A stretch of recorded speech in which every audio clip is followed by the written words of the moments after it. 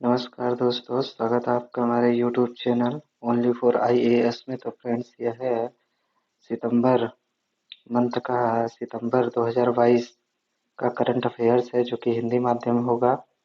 यह है यूपीएससी 2023 के लिए होगा। सितंबर महीने का यह पार्ट 1 होगा और पार्ट 2 3 से 4 दिनों के अंतराल पर ओनली फॉर आईएएस चैनल पर आ जाएगा। तो सबसे पहले अपना पहला करंट अफेयर्स या न्यूज़ देख लेते हैं। पहला है बहुपक्षीय वित्तीय संस्थान यानी मल्टीलेटरल फाइनेंशियल इंस्टीट्यूशंस। देख लेते हैं न्यूज़ क्या थी। भारतीय वित्त मंत्री ने बहुपक्षीय वित्तीय संस्थाओं यानी एमएफआई, इसका शॉर्ट फॉर्म है, की कार्यप्रणाली में सुधार की आवश्यकता पर प्रकाश डाला है। इसका मतलब भारतीय वित्त मंत्री ने यह कहा है कि इसमें सुधार होने की आवश्यकता है, इसलिए यह न्यूज़ में आया। अब बहुपक्षीय वित्तीय संस्थाओं के बारे में देख लेते हैं। एमएफआईज, अब इनको हम शॉर्ट फॉर्म में एमएफआईज बोल सकते हैं। एमएफआईज को अंतर्राष्ट्रीय वित्तीय संस्थानों के रूप में भी जाना जाता है। ठीक, बहुपक्षीय वित्तीय संस्थाओं को अंतर्राष्ट्रीय वित्तीय संस्थान के रूप में भी जाना जाता है। इन्हें 2 या 2 से अधिक देशों द्वारा स्थापित किया जाता है। ठीक, इनकी स्थापना विश्वव्यापी वित्तीय व्यवस्था के प्रबंधन हेतु अंतर्राष्ट्रीय सहयोग को प्रोत्साहित करने के लिए की जाती है। मतलब इनकी स्थापना इसलिए की जाती है ताकि विश्व के किसी भी देश में वित्तीय व्यवस्था का प्रबंधन, जैसे कि श्रीलंका में इमरजेंसी लागू हुए थे, करप्ट होने वाला था, उस एवज में यह बहुपक्षीय वित्तीय संस्थान ऋण देने का कार्य करती हैं देशों को। आगे देख लेते हैं इसके बारे में। प्रमुख आईएफआईज की स्थापना द्वितीय विश्व युद्ध के बाद की गई थी। इनकी स्थापना यूरोप के पुनर्निर्माण, जब द्वितीय विश्व युद्ध हुआ था तो इनकी जो स्थापना हुई थी यूरोप के पुनर्निर्माण, क्योंकि यूरोप पूरी तरह से तहस नहस हो गया था द्वितीय विश्व युद्ध में, पुनर्निर्माण में सहयोग करने के लिए की गई थी। विख्यात आईएफआईज में शामिल है, मतलब आईएफएस में कौन कौन से इंटरनेशनल फाइनेंस इंस्टीट्यूशंस कौन कौन से शामिल हैं। ब्रेटन वुड्स संस्थान, जैसे कि अंतर्राष्ट्रीय मुद्रा कोष आईएमएफ बोलते हैं, इंटरनेशनल मॉनेटरी फंड बोलते हैं इसको, और विश्व व्यापार संगठन डब्ल्यूटीओ, तथा बहुपक्षीय और क्षेत्रीय विकास बैंक जैसे कि वर्ल्ड बैंक, एशियाई विकास बैंक मतलब एशियन डेवलपमेंट बैंक और न्यू डेवलपमेंट बैंक, जिसका सदस्य भारत भी है। आगे देख लेते हैं अंतर्राष्ट्रीय वित्तीय संस्थानों की प्रमुख भूमिकाएं क्या क्या हैं। आप देख लेते हैं इनकी। वैश्विक निर्धनता में कमी लाना, मतलब विश्व में जो निर्धनता है उसमें कमी लाना, तथा जीवन की दशाओं एवं जीवन स्तर में सुधार लाना। यूपीएससी यदि क्वेश्चन पूछती है और स्टेटमेंट में डाल देगी कि अंतर्राष्ट्रीय वित्तीय संस्थानों की प्रमुख भूमिकाएं क्या क्या हैं, वह स्टेटमेंट नहीं डालेगी कि वैश्विक निर्धनता में कमी लाना, जबकि ऐसा है। हमें देखकर नहीं लगेगा कि जीवन स्तर में भी यह सुधार लाए, जीवन की दशाओं एवं जीवन स्तर में भी सुधार करना अंतर्राष्ट्रीय वित्तीय संस्थाओं का काम है। हमें लगेगा कि जीवन स्तर में यह सुधार नहीं कर सकती, जबकि ऐसा नहीं है, यह जीवन स्तर में सुधार भी करती है। आगे देख लेते हैं अंतर्राष्ट्रीय व्यापार और इसके प्रसार की संतुलित वृद्धि को प्रोत्साहित करना। ठीक, संधारणीय आर्थिक, सामाजिक और संस्थागत विकास को समर्थन प्रदान करना। नेक्स्ट देख लेते हैं। नेक्स्ट न्यूज़ है हिंद प्रशांत त्रिपक्षीय विकास सहयोग कोष, इंग्लिश में इसको Indo Pacific trilateral development corporation fund बोलते हैं। हिंद प्रशांत क्षेत्र के लिए भारत फ्रांस में प्रमुख गतिविधियां, इसको भारत और फ्रांस ने मिलकर के शुरू किया है। आगे देख लेते हैं। दोनों देशों ने यानी भारत और फ्रांस, दोनों देशों ने भारत फ्रांस ऑस्ट्रेलिया तंत्र के तहत सहयोग फिर से शुरू करने में अपनी रुचि व्यक्त की है, इन तीनों देशों ने मिलकर के। इस कोष का उद्देश्य, ये जो फंड स्थापित की गई है, कौन सा कोष है, हिंद प्रशांत त्रिपक्षीय विकास सहयोग कोष, ये जो शुरू की है, ठीक, इस कोष का उद्देश्य भारत स्थित नवप्रवर्तकों और स्टार्टअप्स को अपने नवाचारों को तीसरे देशों यानी वो जो दो देश है फ्रांस और ऑस्ट्रेलिया विशेष रूप से हिंद प्रशांत क्षेत्र में ले जाने में सहायता करना है। ठीक, भारत का जो नवाचार है और स्टार्टअप है उसको हिंद प्रशांत क्षेत्र के जितने भी देश हैं वहां तक पहुंचाना है। इस कोष यह कोष वहां पे सहायता करेगा। आगे देख लेते हैं। यह कोष अंतर्राष्ट्रीय सौर गठबंधन फ्रेमवर्क और इसकी स्टार सी परियोजना के तहत विकास परियोजनाओं को शुरू करने के अवसरों का भी पता लगाएगा। आगे देख लेते हैं। ब्लू इकोनॉमी और ओशन गवर्नेंस जैसे नए क्षेत्रों में द्विपक्षीय संबंधों का विस्तार किया जाएगा इस हिंद प्रशांत त्रिपक्षीय विकास सहयोग कोष के माध्यम से। आगे देख लेते हैं। नेक्स्ट है फाइनेंशियल इंटरमीडियरी फंड FIF के बारे में देख लेते हैं। ठीक, महामारी की रोकथाम, तैयारी और प्रतिक्रिया यानी PPR के लिए अंतर्राष्ट्रीय स्तर पर एक नया FIF स्थापित किया गया है। फाइनेंशियल इंटरमीडियरी फंड स्थापित किया गया है। इसमें भारत सहित कई देशों की वित्तीय प्रतिबद्धताएं शामिल है, मतलब कि भारत का भी पैसा इसमें लगा है। इसकी मेजबानी विश्व बैंक द्वारा विश्व स्वास्थ्य संगठन की तकनीकी सहायता से की जाएगी। ठीक, यह स्टेटमेंट में डाल देगा कि इसकी मेजबानी कौन कौन कर रहा है। वर्ल्ड बैंक है और WHO भी है। ठीक, FIF यानी फाइनेंशियल इंटरमीडियरी फंड के कार्य क्या क्या है। यह निम्न और मध्यम आय वाले देशों में PPR क्षमताओं यानी तैयारी और प्रतिक्रिया, महामारी की रोकथाम, तैयारी और प्रतिक्रिया को मजबूत करने के लिए दीर्घकालिक वित्त पोषण प्रदान करेगा, मतलब कि पैसा प्रोवाइड करेगा। यह राष्ट्रीय, क्षेत्रीय और वैश्विक स्तर पर महत्वपूर्ण अंतराल को दूर करेगा।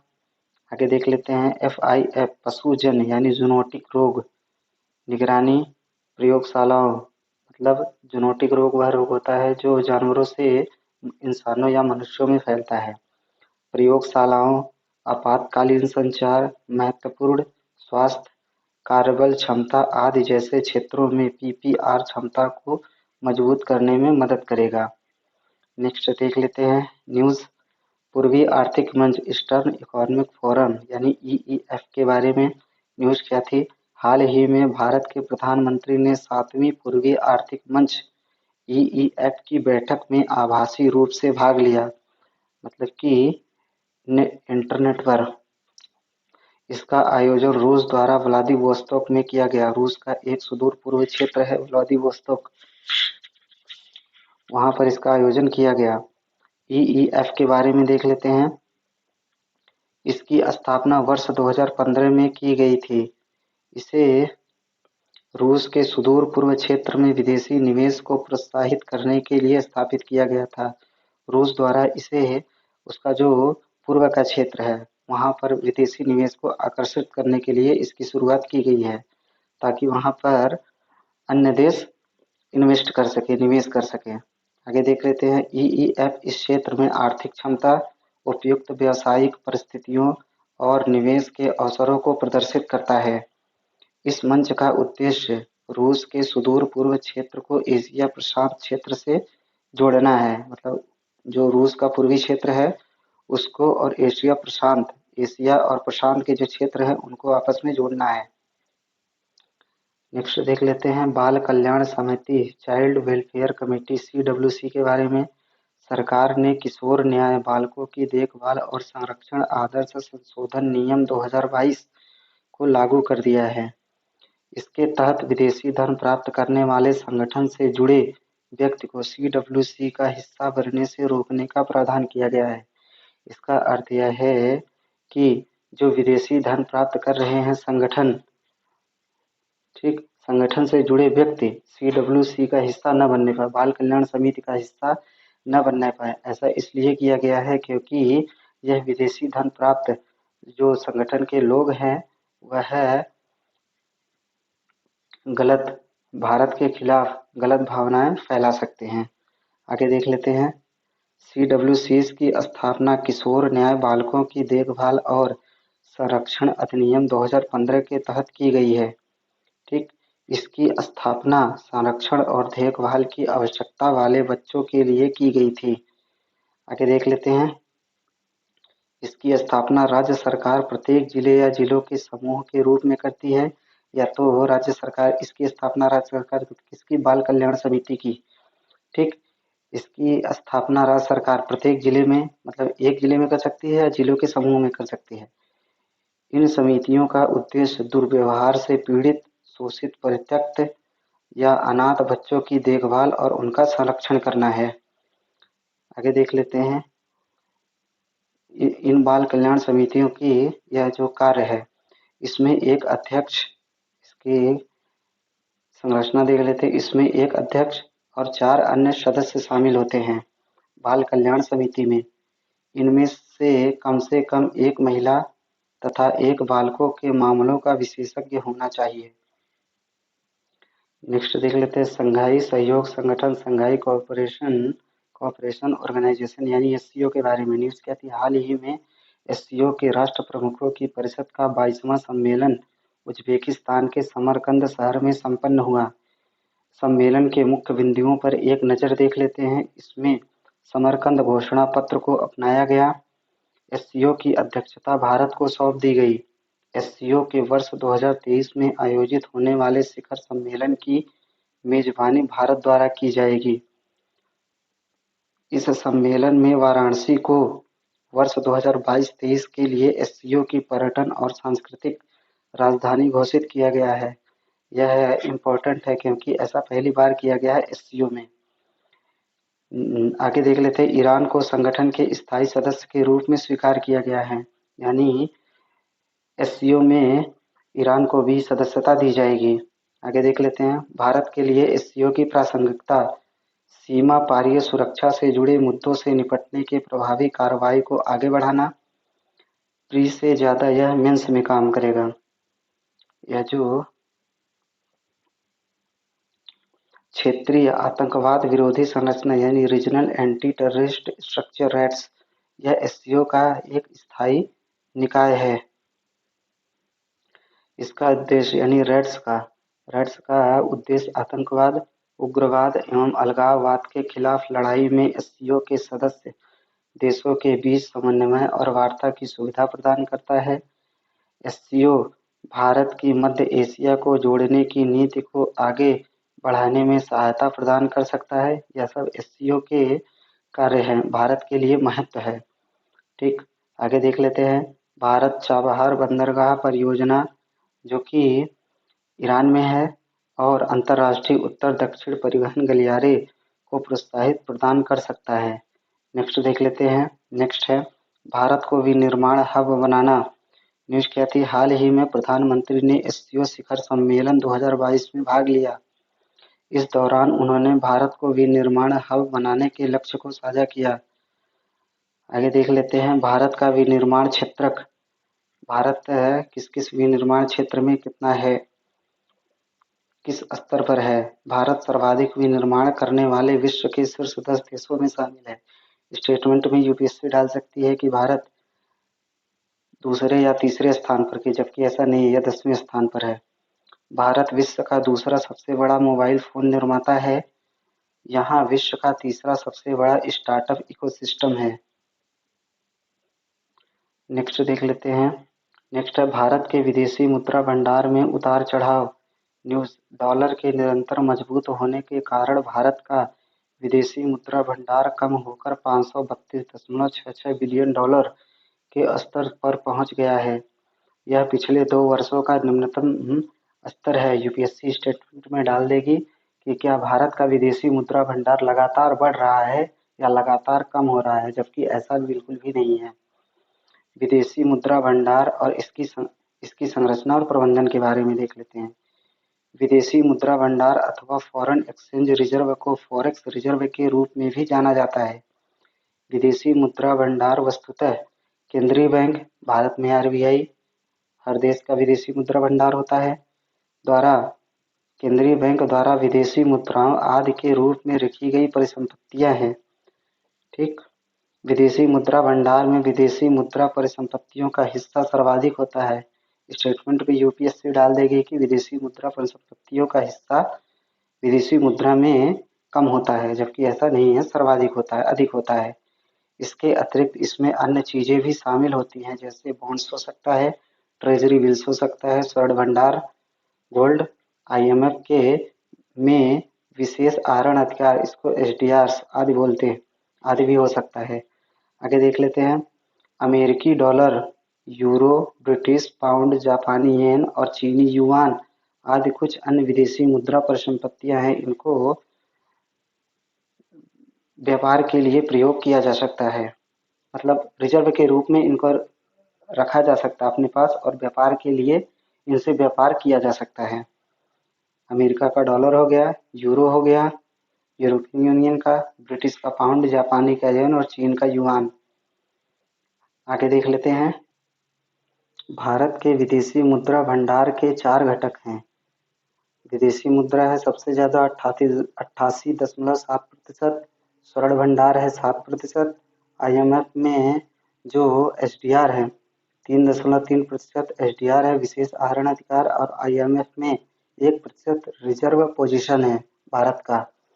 यूपीएससी स्टेटमेंट में डाल देगी कि जो विदेशी मुद्रा है या फिर स्वर्ण भंडार भारत के पास सर्वाधिक है, या आईएमएफ में एसडीआर सबसे अधिक है, जबकि ऐसा नहीं है, विदेशी मुद्रा सबसे अधिक है। आगे देख लेते हैं। भारत के विदेशी मुद्रा भंडार का प्रबंधन आरबीआई द्वारा निम्न अधिनियम के तहत किया जाता है। भारतीय रिजर्व बैंक अधिनियम 1934 और विदेशी मुद्रा प्रबंधन अधिनियम 1999। आगे देख लेते हैं। विदेशी मुद्रा भंडार की आवश्यकता क्यों पड़ती है? किसी भी देश को विदेशी मुद्रा भंडार की आवश्यकता क्यों पड़ती है? भारत सहित इसकी सहायता से राष्ट्रीय मुद्रा यानी भारतीय रुपए भारत के लिए है, रुपए के मूल्य में होने वाले उतार चढ़ाव पर नियंत्रण रखा जाता है। ठीक, यदि भारत का रुपया गिर रहा है तो यह एसडीआर को खाली कर देगा, मतलब विदेशी मुद्रा भंडार को भारतीय रुपए को बचाने के लिए बाहर निकालेगा। यह बाह्य बाजार के संकट से पैदा होने वाले आर्थिक आघातों के प्रभाव को कम करके ऐसी जोखिमों को संभालने में सहायक होते हैं।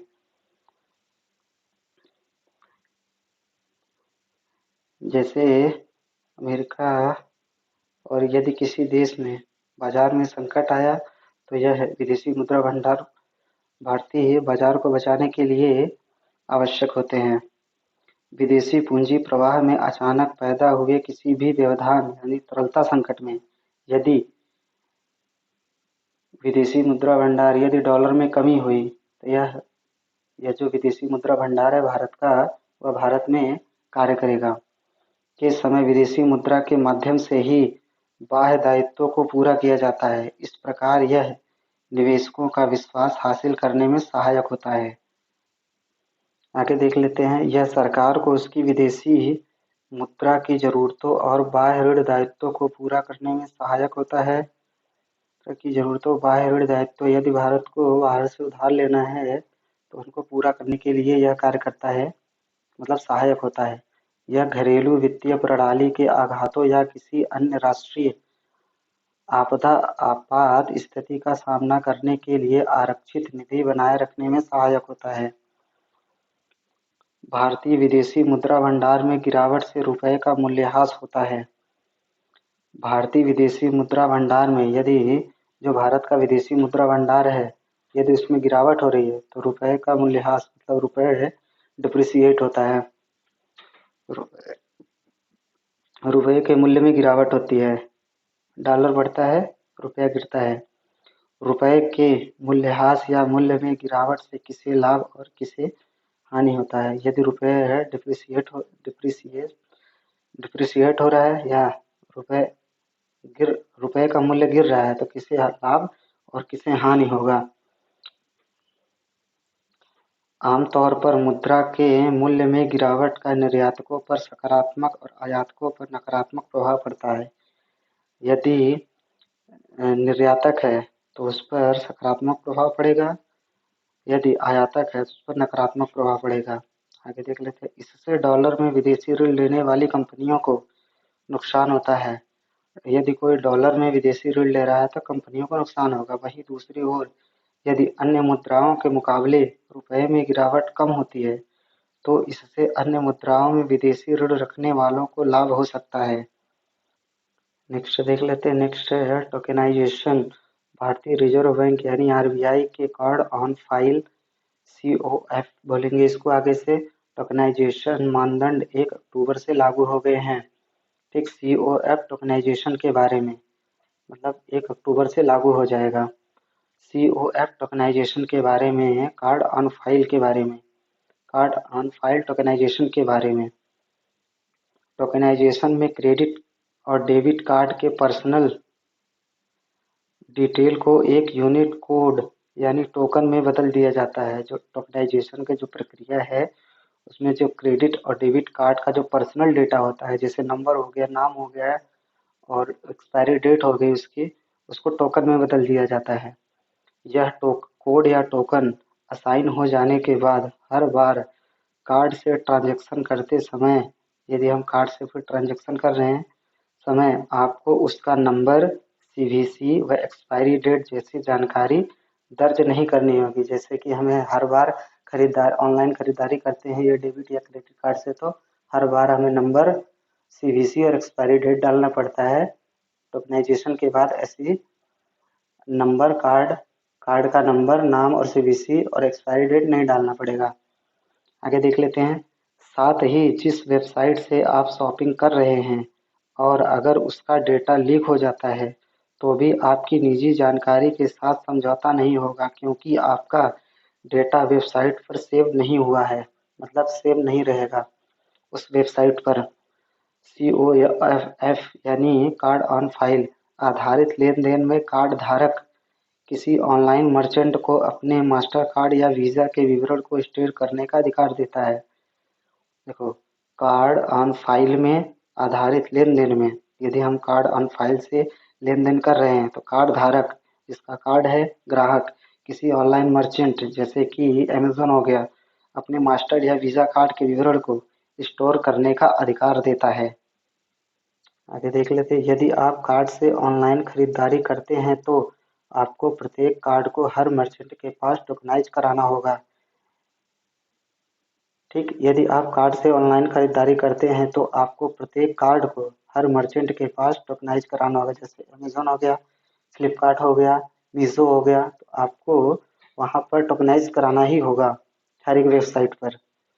टोकनाइजेशन की प्रक्रिया के तहत ऑनलाइन भागीदारी या व्यापारी को ऑनलाइन लेन-देन की प्रक्रिया के लिए card number, card verification value यानी सीवीवी कोड और एक्सपायरी सीवीसी कोड, ठीक, एक्सपायरी डेट को स्टोर करने की अनुमति नहीं है। टोकनाइजेशन प्रक्रिया के तहत ऑनलाइन भागीदारी या व्यापारी को ऑनलाइन लेन-देन की प्रक्रिया के लिए कार्ड नंबर, सीवीसी कोड और एक्सपायरी डेट को स्टोर करने की अनुमति नहीं है। यूपीएससी ये स्टेटमेंट में डाल देगी कि टोकनाइजेशन के दौरान यह सब स्टोर करके जो मर्चेंट होता है वह रख सकता है, जबकि ऐसा नहीं है। आरबीआई के निर्देशानुसार अब ऑनलाइन मर्चेंट द्वारा सेव यानी स्टोर किए गए कार्ड धारक के कार्ड संबंधी विवरणों को डिलीट करना होगा। अब तक के जो जैसे कि अमेज़न और फ्लिपकार्ट आपके कार्ड के जो विवरण या फिर डिटेल्स रख रखे हैं उनको अब डिलीट करना होगा। आगे देख लेते हैं। नेक्स्ट न्यूज़ है वैश्विक नवाचार सूचकांक ग्लोबल इनोवेशन इंडेक्स के बारे में। न्यूज़ क्या थी? भारत ने वैश्विक नवाचार सूचकांक GII 2022 की सूची में 6 पायदानों का सुधार करते हुए 40वां स्थान प्राप्त किया है। इस सूचकांक में कुल 132 देश शामिल किए गए थे। गौरतलब है कि 2021 की इस सूची में भारत 46वें। नेक्स्ट आगे है संकेतक यानी इंडिकेटर्स। किस इंडिकेटर्स को लेकर के सर्वे किया गया? राजनीतिक माहौल उस देश का कैसा है, मानव पूंजी और अनुसंधान कैसा है, और संरचना बाजार तंत्र यानी इंफ्रास्ट्रक्चर कैसा है, व्यापार तंत्र कैसा है, ज्ञान और प्रौद्योगिकी आउटपुट और क्रिएटिव आउटपुट कैसा है। जारी कौन करता है? GII।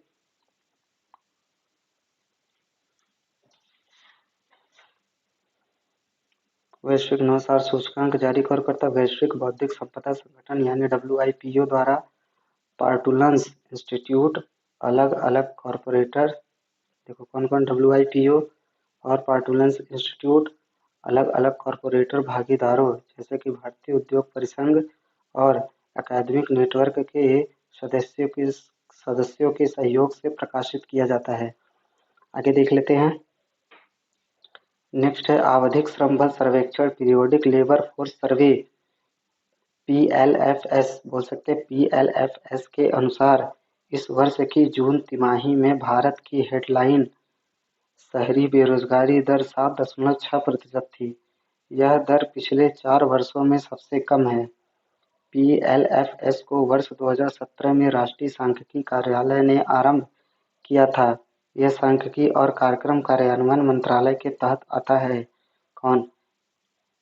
PLFS को वर्ष 2017 में राष्ट्रीय सांख्यिकी कार्यालय ने आरंभ किया था। यह सांख्यिकी और कार्यक्रम कार्यान्वयन मंत्रालय के तहत आता है। कौन? PLFS। आवधिक श्रम बल सर्वेक्षण। PLFS के 2 मुख्य उद्देश्य हैं। क्या है? वर्तमान साप्ताहिक स्थिति के आधार पर केवल शहरी क्षेत्रों के लिए 3 माह की अल्पकालिक अवधि में प्रमुख रोजगार और बेरोजगारी संकेतकों का अनुमान लगाना। केवल शहरी क्षेत्रों में। यूपीएससी स्टेटमेंट में डाल देगी शहरी और ग्रामीण क्षेत्रों में दोनों, जबकि ऐसा नहीं है, केवल शहरी क्षेत्रों में PLFS है बेरोजगारी और रोजगार और बेरोजगारी के संकेतकों का अनुमान लगाती है। आगे देख लेते हैं। भारत में बौद्धिक संपदा अधिकार इंटेलेक्चुअल प्रॉपर्टी राइट्स व्यवस्था की गवर्नेंस के लिए ढांचा क्या क्या है? IPR के कुछ प्रमुख प्रकार हैं, यानी इंटेलेक्चुअल प्रॉपर्टी राइट्स के कुछ प्रकार हैं, और वह किस कानून के तहत और किस विभाग के अंतर्गत आते हैं? पेटेंट किसके अंतर्गत? कानून पेटेंट के लिए कानून क्या है? भारतीय पेटेंट अधिनियम 1970 2005 में संशोधन हुआ। ठीक, किसके अंतर्गत, किस विभाग के अंतर्गत आता है? पेटेंट डिजाइन और व्यापार चिन्ह महानियंत्रक, डिजाइन अधिनियम 2000। ठीक, ट्रेडमार्क अधिनियम 1999। 3 पेटेंट डिजाइन और व्यापार चिन्ह महानियंत्रक के अंतर्गत आता है। कौन कौन? पेटेंट डिजाइन ट्रेडमार्क किसके अंतर्गत आते हैं? किस विभाग के अंतर्गत? पेटेंट डिजाइन और व्यापार चिन्ह महानियंत्रक के अंतर्गत। कॉपीराइट कानून क्या है? कॉपीराइट अधिनियम 1957 किसके अंतर्गत आता है? Registrar of copyright. जैव विविधता अधिनियम 2002 किस विभाग के अंतर्गत आता है? राष्ट्रीय जैव विविधता प्राधिकरण के अंतर्गत आता है। भौगोलिक संकेतक यानी जियोग्राफिकल इंडिकेशन, वस्तुओं का भौगोलिक संकेतक कानून क्या है? वस्तुओं का भौगोलिक संकेतक पंजीकरण और संरक्षण अधिनियम 1999 भौगोलिक संकेतक रजिस्ट्री के अंतर्गत आता है। नेक्स्ट है पौधों की किस्में और किसान किसके अंतर्गत आते हैं? कानून क्या है? पौधा किस्म और किसान अधिकार संरक्षण अधिनियम 2001 कृषि विभाग के अंतर्गत आता है। नेक्स्ट देख लेते हैं। नेक्स्ट है प्रभावोत्पादक निवेशक यानी इम्पैक्ट इन्वेस्टिंग क्या है? न्यूज़ क्या है? हाल ही में इम्पैक्ट इन्वेस्टर्स काउंसिल ने एक रिपोर्ट पेश की है। इसमें सुझाव दिया गया है कि भारत को वर्ष 2030 के लिए निर्धारित अपने सतत विकास लक्ष्य यानी SDGs सस्टेनेबल डेवलपमेंट गोल्स की प्राप्ति में तेजी लाने के लिए प्रभावोत्पादक निवेश में अपनी मजबूत क्षमता का लाभ उठाना चाहिए। अब प्रभावोत्पादक निवेश क्या है? ठीक, यह निवेश की एक ऐसी रणनीति है जिसका उद्देश्य वित्तीय लाभ के साथ साथ विशिष्ट लाभकारी सामाजिक अथवा पर्यावरणीय प्रभाव पैदा करना है। प्रभावोत्पादक निवेश विकासशील और विकसित दोनों बाजारों में किया जा सकता है, मतलब कि इनका निवेश दोनों बाजारों में किया जा सकता है। प्रभावोत्पादक निवेश विकासशील और विकसित दोनों बाजारों में किया जा सकता है। इसमें निवेशकों के रणनीतिक लक्ष्यों के आधार पर बाजार दर से कम दर से लेकर बाजार दर पर रिटर्न मिलता है, जैसे कि पर्यावरण पर और सामाजिक मुद्दों पर इन्वेस्ट किया जाता है। निवेशकों के रणनीतिक लक्ष्यों के आधार पर बाजार दर से कम दर से लेकर उनसे बाजार दर से कम लिया जाता है और बाजार दर पर रिटर्न मिलता है। आगे देख लेते हैं, बढ़ता प्रभाव उत्पादक निवेश बाजार कई क्षेत्रों में दुनिया की अनेक चुनौतियों का समाधान करने के लिए पूंजी प्रदान करता है। इन क्षेत्रों में सतत कृषि, नवीकरणीय ऊर्जा, पर्यावरण संरक्षण, सूक्ष्म वित्त तथा किफायती और सुलभ बुनियादी सेवाएं आदि शामिल हैं। प्रभाव उत्पादक निवेश के कुछ उदाहरण क्या क्या हैं? Educate girls development impact bond, यह शिक्षा के लिए दुनिया का पहला डेवलपमेंट इम्पैक्ट बॉन्ड है। इसे राजस्थान में एक प्रूफ ऑफ कॉन्सेप्ट के रूप में लॉन्च किया गया है। यह प्रभाव उत्पादक निवेश का एक उदाहरण है। नेक्स्ट देख लेते हैं आगे। ब्लूमबर्ग रिपोर्ट के अनुसार भारत इंग्लैंड को पीछे छोड़ते हुए दुनिया की 5वीं सबसे बड़ी अर्थव्यवस्था बन गई है। आगे देख लेते हैं कुर्की के बारे में। सिविल प्रोसीजर कोड 1908 के तहत कोर्ट के द्वारा कुर्की का ऑर्डर दिया जाता है। किसके द्वारा दिया जाता है? कोर्ट के द्वारा। नेक्स्ट देख लेते हैं विश्व सामाजिक सुरक्षा रिपोर्ट 2020-22 एशिया और प्रशांत के लिए क्षेत्रीय सहयोगी रिपोर्ट। विश्व सामाजिक सुरक्षा रिपोर्ट 2020-22 एशिया और प्रशांत के लिए क्षेत्रीय सहयोगी रिपोर्ट जारी कौन करता है? अंतर्राष्ट्रीय श्रम संगठन यानी ILO, international labour organisation. Next देख लेते हैं, नेक्स्ट है Asian palm oil alliance. Asian palm oil alliance यानी APOA। APOA का गठन दक्षिण एशिया में पाम ऑयल के 5 बड़े आयातक देशों के शीर्ष खाद्य तेल उद्योग संघों ने किया है। ये 5 देश हैं भारत, पाकिस्तान, श्रीलंका, बांग्लादेश और नेपाल। भारत का सॉल्वेंट एक्सट्रैक्टर्स एसोसिएशन इसके सचिवालय का प्रबंधन करेगा। आगे देख लेते हैं, पाम ऑयल की 40% वैश्विक मांग एशिया में ही है। भारत इसका सबसे बड़ा आयातक है और मांग में इसकी हिस्सेदारी लगभग 15% यानी 13 से 14 मिलियन टन है। आगे देख लेते हैं, APOA पाम ऑयल की नकारात्मक छवि को बदलने में सहायता करेगा। पाम ऑयल के उपभोग वाले देशों के आर्थिक और व्यावसायिक हितों की रक्षा करेगा। कौन? Asian palm oil alliance. अब पाम ऑयल के बारे में देख लेते हैं। यह खाद्य वनस्पति तेल है। इसे एलेस गिनेंसिस या एलेस ओलिफेरा के ताड़ के फल से प्राप्त किया जाता है। इसमें विटामिन ए और ई भरपूर मात्रा में पाया जाता है। पाम ऑयल में इसमें ट्रांस फैटी एसिड नहीं पाया जाता है। आमतौर पर इसका प्रयोग खाद्य उत्पादों और औद्योगिक उपयोगों में किया जाता है। नेक्स्ट देख लेते हैं हाइब्रिड आतंकवादी, हाइब्रिड मिलिटेंट्स न्यूज़ के हाल ही में जम्मू कश्मीर में एक हाइब्रिड आतंकवादी को गिरफ्तार किया गया है। अब हाइब्रिड या अंशकालिक आतंकवादी ऐसे लोग होते हैं जो पुलिस रिकॉर्ड में एक आतंकवादी के रूप में दर्ज नहीं होते हैं, लेकिन ये आतंकवादी हमले को अंजाम देने के लिए तैयार रहते हैं। आतंकी घटना को अंजाम देकर ये फिर से नियमित जीवन सामान्य नागरिक की तरह जीने लगते हैं। नेक्स्ट देख लेते हैं जलवायु परिवर्तन और महिलाएं न्यूज़ क्या थी? हाल ही में एकीकृत पर्वतीय विकास के लिए अंतर्राष्ट्रीय केंद्र ने एक रिपोर्ट जारी की है। इस रिपोर्ट का शीर्षक है दक्षिण एशिया और हिंदू कुश हिमालय में लैंगिक समानता तथा जलवायु परिवर्तन की स्थिति। आगे देख लेते हैं, यह एक संगठन है एकीकृत पर्वतीय विकास के लिए अंतर्राष्ट्रीय केंद्र। रिपोर्ट के बारे में, अब इस रिपोर्ट में क्या क्या है? यह रिपोर्ट जलवायु परिवर्तन से प्रभावित 3 क्षेत्र को यथा कृषि, जल और ऊर्जा का विश्लेषण कर लैंगिक समानता एवं जलवायु परिवर्तन की स्थिति का आकलन करती है। इस आकलन में दक्षिण एशिया और हिंदू कुश हिमालय क्षेत्र में आने वाले सभी 10 देश शामिल हैं। एकीकृत पर्वतीय विकास के लिए अंतर्राष्ट्रीय केंद्र के बारे में, यह एक अंतर सरकारी केंद्र है। यह हिंदू कुश हिमालय के 8 क्षेत्रीय सदस्य देशों में लोगों को सशक्त बनाने के लिए अनुसंधान, सूचना और नवाचारों को साझा करता है। ये देश है अफगानिस्तान, बांग्लादेश, भूटान, चीन, भारत, म्यांमार, नेपाल और पाकिस्तान। आगे देख लेते हैं, इसका उद्देश्य ज्ञान साझाकरण और क्षेत्रीय सहयोग के माध्यम से संधारणीय व लचीले पर्वतीय विकास को बढ़ावा देना है ताकि बेहतर एवं उचित आजीविका का सृजन हो सके। नेक्स्ट देख लेते हैं। नेक्स्ट प्रोजेक्ट चीते के बारे में। हाल ही में अफ्रीका चीता भारत से लाया गया। यह विश्व की पहली अंतर महाद्वीपीय चीता पुनर्वास परियोजना है। इसके तहत एक बड़े मांसाहारी जीव को एक महाद्वीप से दूसरे महाद्वीप में लाया जा रहा है। यह परियोजना केंद्र प्रायोजित योजना प्रोजेक्ट टाइगर का एक भाग है। इसका उद्देश्य भारत में अफ्रीकी चीतों को बसाना है। चीता एकमात्र बड़ी वन्य स्तनधारी प्रजाति है जिसे वर्ष 1947 में भारत की आज़ादी के बाद विलुप्त घोषित कर दिया गया था। अफ्रीकी चीतों की विशेषताएं क्या-क्या हैं? यह दुनिया का सबसे तेज दौड़ने वाला स्थलीय स्तनधारी है। यह 80 से 120 किलोमीटर प्रति घंटे की गति से दौड़ सकता है। ये दिनचर होते हैं अर्थात दिन में शिकार करते हैं।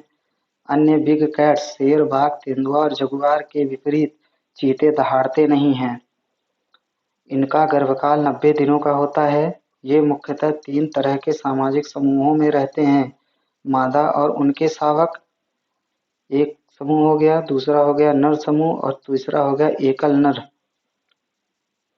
आगे देख लेते हैं। मादा सामान्यतः बड़े पर्यावास के क्षेत्रों के अंतर्गत शिकार की तलाश में एक खानाबदोश जीवन व्यतीत करती है। हालांकि इनकी तुलना में नर अधिक सुस्त होते हैं और इसलिए वे मादा की तुलना में काफी छोटे पर्यावरण क्षेत्र में जीवन व्यतीत करते हैं। चीतों को पुनः बसाने हेतु स्थान क्या है? कूनो राष्ट्रीय उद्यान मध्य प्रदेश में अवस्थित श्योपुर मध्य प्रदेश में बसाया जा रहा है। नदी कौन सी है? कूनो नदी है। वन का प्रकार कूनो राष्ट्रीय उद्यान में वन के प्रकार कैसे कैसे हैं? उत्तरी उष्णकटिबंधीय शुष्क पर्णपाती वन है। वनस्पति और जीव वृक्ष जैसे करदही, सलाई, खैर आदि। शाकाहारी जीव कौन कौन से रहते हैं? सांभर, नीलगाय, जंगली सूअर, चिंकारा, चौसिंगा, काला हिरण आदि। मांसाहारी जीव तेंदुआ, सुस्त भालू, धारीदार लकड़बग्घा, भूरा भेड़िया, सुनहरा सियार, भारतीय लोमड़ी इत्यादि। तो फ्रेंड्स, यह है सितंबर 2022 का करंट अफेयर्स था, जो कि पार्ट 1 में था। पार्ट 2 इसका 2 से 4 दिनों के अंतराल पर ओनली फॉर IAS चैनल पर आ जाएगा। यदि इस वीडियो में कोई भी कमी हो तो अपने उस कमी को कमेंट बॉक्स में